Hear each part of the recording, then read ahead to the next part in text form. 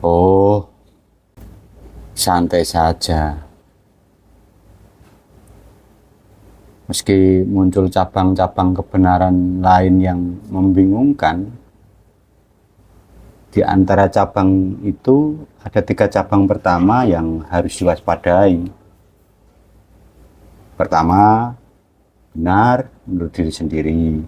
Kedua, benar menurut orang banyak. Ketiga, benar menurut hukum. Ketiga kebenaran ini sungguh bahaya. Bagaimana mau percaya kepada diri sendiri jika terhadap mutu diri sendiri pun kita ragu-ragu? Bagaimana kalau ternyata kita bodoh belaka? Bagaimana kalau kita tidak cuma bodoh, tapi juga jahat?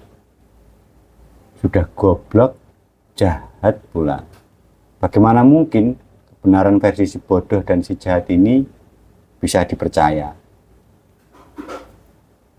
Kebenaran kedua, kebenaran menurut orang banyak, adalah juga kebenaran yang rawan pembengkokan. Terutama ketika orang itu meskipun banyak, tetapi berasal dari budaya gerombolan, watak mubokrasi, gerudukisme, dan gemar main keroyok.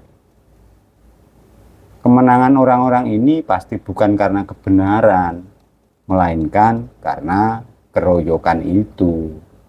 Ada kebenaran yang dibenarkan karena backing, karena kekuasaan, dan tekanan.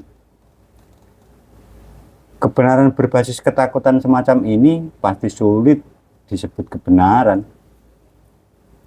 Ketiga, kebenaran versi hukum. Ini juga rawan godaan, terutama jika memang kebenaran ini berasal dari hukum yang tergoda. Tergoda tekanan, tergoda uang, dan tergoda jual beli perkara. Apakah semua itu kenyataan asing bagi kita? Oh tidak.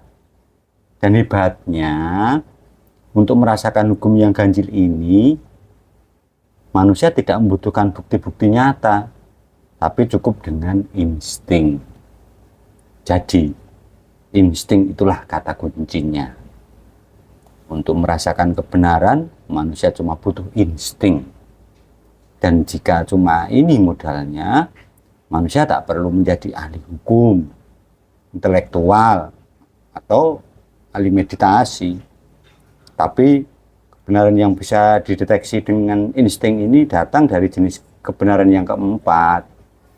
Bukan kebenaran diri sendiri, bukan kebenaran orang banyak, dan bukan kebenaran hukum, melainkan dari kebenaran itu sendiri. Keris pamor tambal, tangguh tuban. Jika berminat silahkan DM atau komen.